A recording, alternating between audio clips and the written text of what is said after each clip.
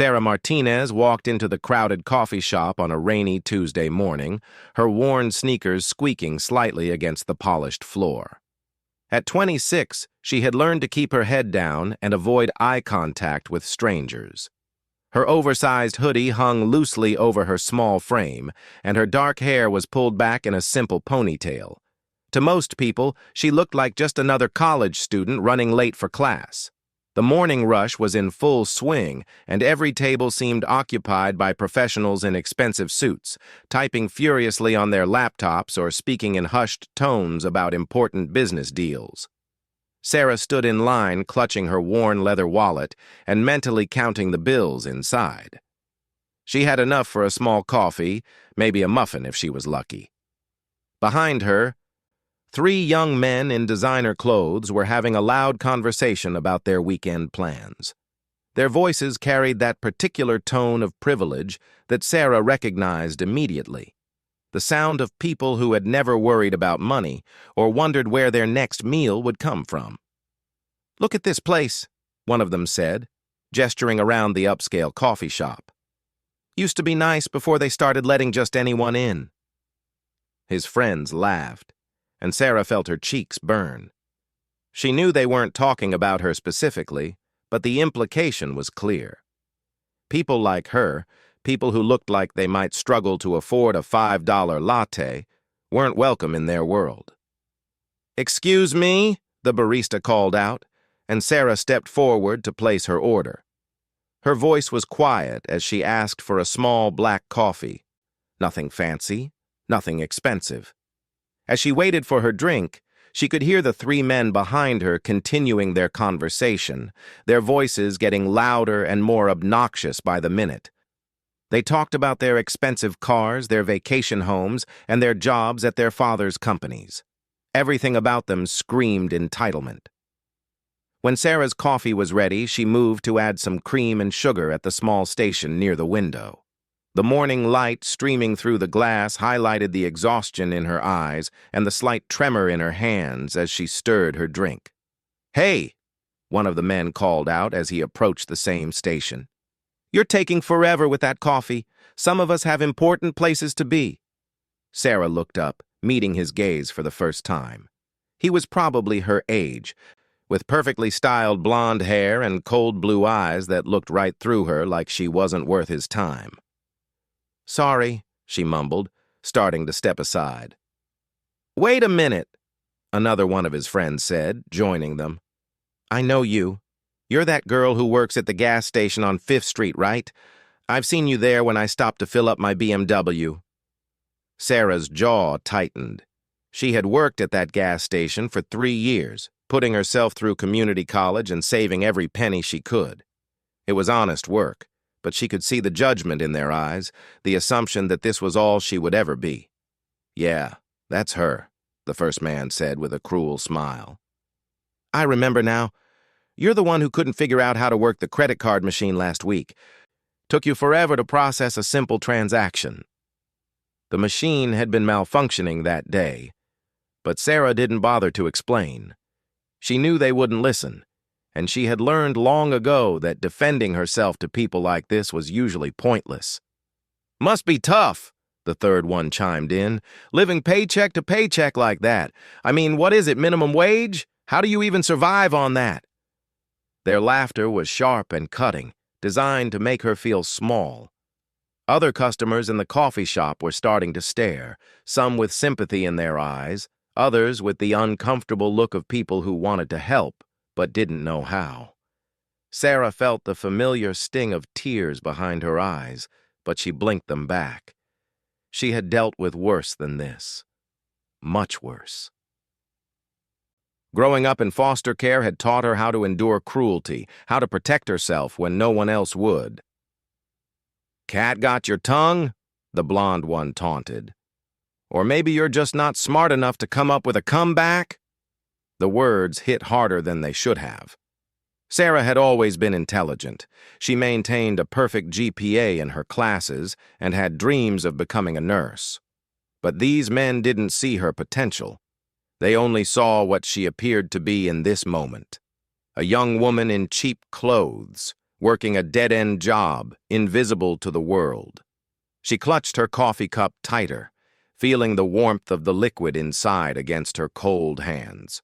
The sleeve of her hoodie had ridden up slightly, revealing just a hint of something dark on her wrist, but in the dim lighting and with the angle of her arm, it wasn't clearly visible. "Look," the second man said, his voice dripping with false sympathy. "We're not trying to be mean. It's just that places like this are for professionals, you know? People who contribute something meaningful to society. Maybe you should stick to the Dunkin' Donuts down the street. More your level." The coffee shop had gone quiet around them. Even the usual sounds of conversation and clinking dishes seemed muted. Sarah could feel dozens of pairs of eyes watching the scene unfold, waiting to see what she would do. For a moment, she considered just walking away. It would be easier to leave with what remained of her dignity intact rather than give these bullies more ammunition.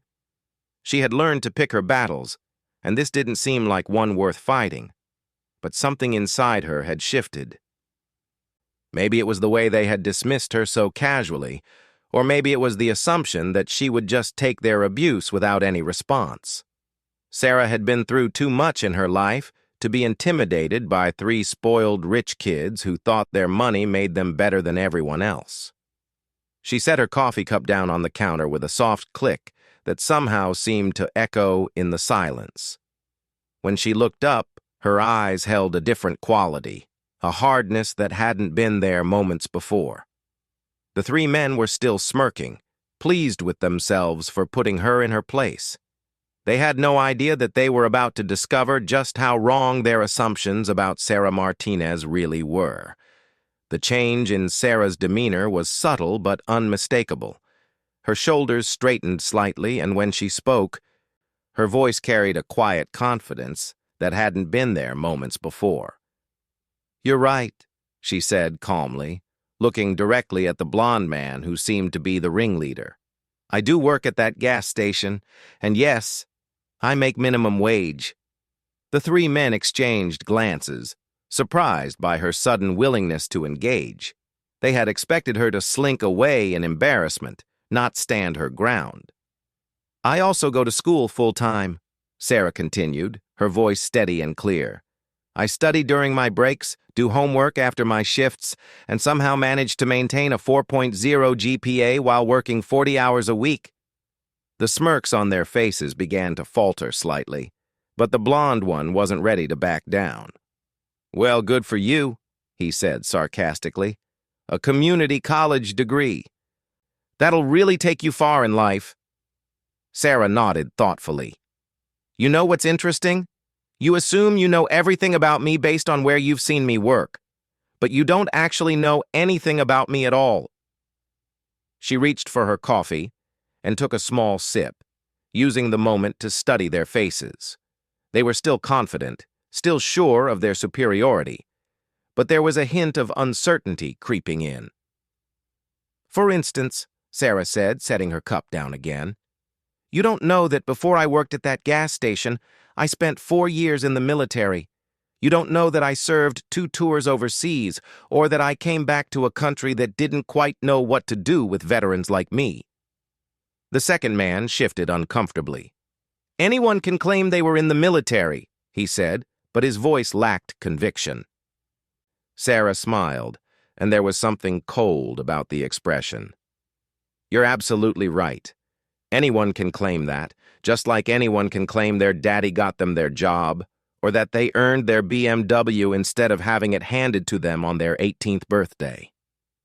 The direct hit made the blond man's face flush red. "Look, you little—" "Careful," Sarah interrupted quietly. "You're in public. People are watching.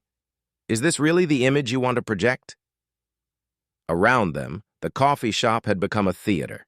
Customers were openly staring now, some recording with their phones, others whispering to their companions about the confrontation unfolding near the coffee station. The third man, who had been quieter than his friends, stepped forward. "Look, we don't want any trouble. We were just having a conversation." "A conversation," Sarah repeated. Is that what you call it when you mock someone's job, their financial situation, and their intelligence? Interesting definition. She pulled her phone from her pocket and glanced at the time. I have about 10 minutes before I need to leave for class. My economics midterm is in an hour, and I've been studying for weeks. I can't afford to fail. Literally. I don't have wealthy parents who can make my problems disappear with a phone call. The blond man was getting agitated. His friends kept glancing around nervously, clearly uncomfortable with how the situation was developing. This wasn't going according to their usual script. What's your point? He snapped. You want a medal for working hard? Congratulations. You're just like millions of other people struggling to get by. My point, Sarah said, her voice dropping to just above a whisper, is that you shouldn't make assumptions about people. You have no idea what someone has been through, what they've seen, or what they're capable of. She reached down to adjust her sleeve, and for just a moment, something became visible on her inner wrist. It was dark against her skin, clearly a tattoo, but from their angle, the three men couldn't make out what it was. Is that supposed to intimidate us? The second man asked, noticing her movement. What? You got some tough girl tattoo? Sarah looked down at her wrist, then back up at them. Not intimidate, just inform. The blond man laughed, his confidence returning. Oh, this is rich. Let me guess. It's a butterfly, a heart with someone's name, maybe some inspirational quote about girl power? His friends joined in the laughter, and Sarah waited patiently for them to finish. When they finally quieted down, she spoke again. You know what the hardest part about coming home was? She asked, the question seemingly out of nowhere. It wasn't the nightmares or the hypervigilance or even the way certain sounds could make me hit the ground looking for cover. It was the way people looked at me. The laughter died completely. When I wore my uniform, I was a hero. Thank you for your service, they'd say. You're so brave, so strong. But the moment I put on civilian clothes and went looking for work, I became invisible again, just another young person who couldn't afford the nice things in life. She took another sip of her coffee, and when she continued, her voice carried the weight of experience that none of them could understand. I learned to hide what I'd been, what I'd done, because people couldn't reconcile the image of a soldier with what they saw when they looked at me. A small woman in cheap clothes couldn't possibly have served her country, couldn't possibly have skills or training or experiences worth respecting. The coffee shop had gone completely silent. Even the baristas had stopped working to listen to the conversation unfolding near the window. So I let people underestimate me, Sarah said. It's easier that way, safer. Because when you've been trained to eliminate threats, when you've done things that most people couldn't imagine, you learn that sometimes the best weapon is being invisible. The blond man's face had gone pale. His friends were no longer smiling, no longer posturing. They were beginning to realize that they might have made a serious mistake. Sarah pushed her sleeve up slightly, revealing more of the tattoo on her wrist. Still not enough for them to see clearly, but enough to suggest that whatever it wasn't decorative. The funny thing about bullies, she said conversationally, is that they always target people they think can't fight back. They look for the weak, the isolated, the vulnerable, but sometimes they pick the wrong target. She finished her coffee and crumpled the cup, her movements efficient and controlled. When she looked at the three men again, they saw something in her eyes that made them instinctively take a step back. I have a class to get to, Sarah said simply. But before I go, let me give you some free advice. The next time you decide to humiliate someone in public, you might want to consider that you don't know their story. You don't know what they've survived, what they've learned, or what they're capable of. She turned to leave, but the blond man's ego wouldn't let him back down completely. Wait, he called out, his voice shaking slightly. What's that tattoo? What's on your wrist? Sarah paused at the door, her hand on the handle. When she looked back, there was something almost predatory in her smile. Sarah walked back to where the three men stood frozen. Their earlier confidence completely evaporated. The entire coffee shop watched in silence as she approached them, her movements deliberate and controlled. "You really want to know?" she asked quietly, rolling up her sleeve completely. The tattoo was now fully visible on her inner wrist. It wasn't decorative or artistic, it was purely functional. A series of numbers and letters in stark black ink. 75th RGRBTN, K Company, followed by a string of numbers that meant nothing to most people, but everything to those who understood military designations. The blond man stared at it, confused. "What does that even mean?" Sarah almost smiled at his ignorance. 75th Ranger Battalion, she said simply. K Company, Special Operations. The words hit the three men like a physical blow. The second man's face went completely white, while the third took an involuntary step backward. They had heard of Army Rangers, elite soldiers, special forces, the kind of people who did things that regular soldiers couldn't do. "Rangers," the blond man whispered, his voice barely audible. "You're saying you're a ranger?" "Was," Sarah corrected. "But the training doesn't really leave you. Neither do the skills." She let that sink in for a moment before continuing. "K Company specialized in reconnaissance and direct action. We went places other people couldn't go, did things other people couldn't do. The K that you probably thought stood for something sinister? It's just our company designation. But to the people who served with me, it means family. It means someone you can trust to have your back no matter what." The third man found his voice. We didn't know. We're sorry." Sarah studied his face, looking for sincerity. She found fear instead, which wasn't quite what she had hoped for, but it was honest. "You're sorry because you found out I could probably snap your neck before you knew what hit you," she said matter-of-factly. "But you weren't sorry when you thought I was just some helpless girl you could humiliate for your own entertainment." Around them, the coffee shop customers were watching with a mixture of awe and satisfaction. Several people had their phones out, recording what had become an impromptu lesson in not judging books by their covers. "The thing is," Sarah continued, "I don't want to hurt anyone. I came home from 2 tours overseas because I was tired of violence, tired of fighting. I wanted to build something instead of destroying it. I wanted to help people instead of eliminating threats." She gestured around the coffee shop at the other customers, at the life she had built for herself in this quiet, civilian world. This, working at the gas station, going to school, struggling to pay rent, this is me trying to be normal, trying to find my place in a world that doesn't quite know what to do with someone like me. The blond man was still staring at her wrist, at the tattoo that had completely rewritten everything he thought he knew about her. "Why didn't you just tell us from the beginning?" "Because I shouldn't have to," Sarah said firmly. "My worth as a human being shouldn't depend on whether or not I can kill someone efficiently. The respect you owe to another person shouldn't be contingent on their ability to hurt you." She pulled her sleeve back down, covering the tattoo that had changed everything. "I worked that gas station job for 3 years. And you know what?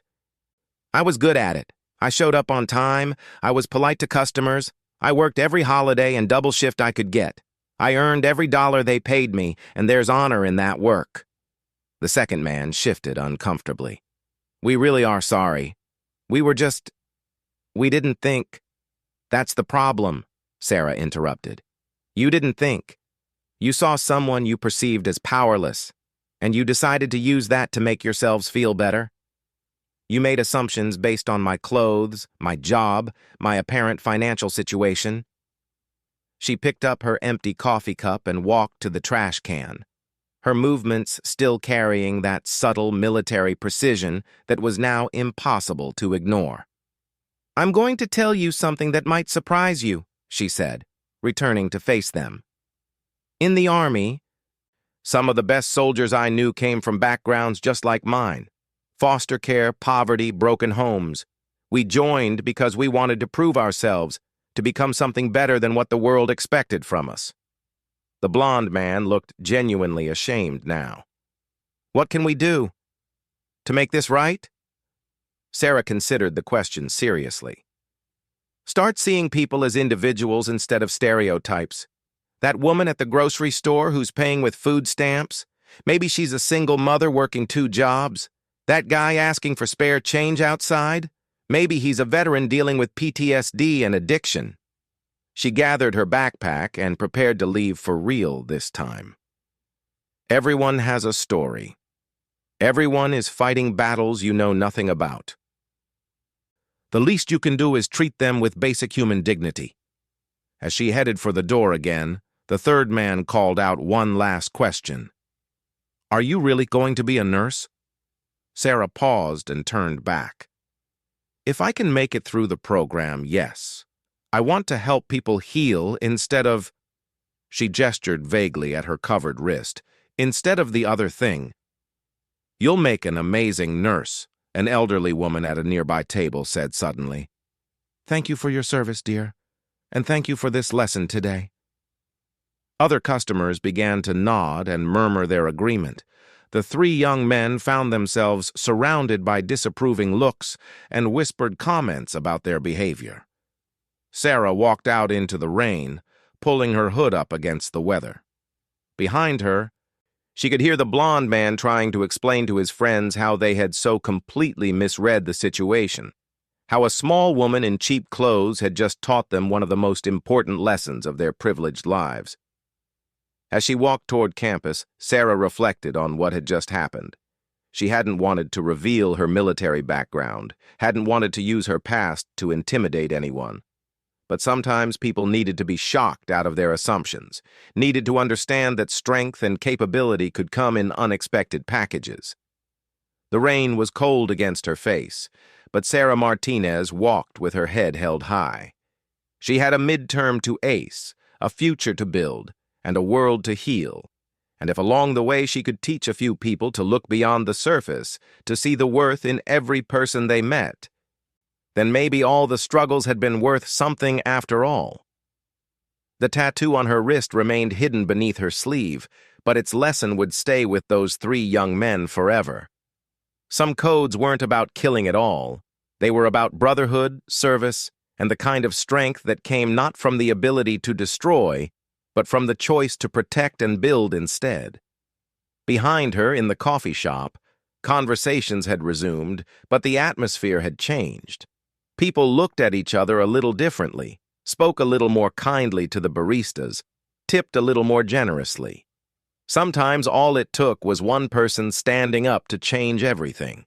And Sarah Martinez, Army Ranger turned gas station worker turned nursing student, had done exactly that.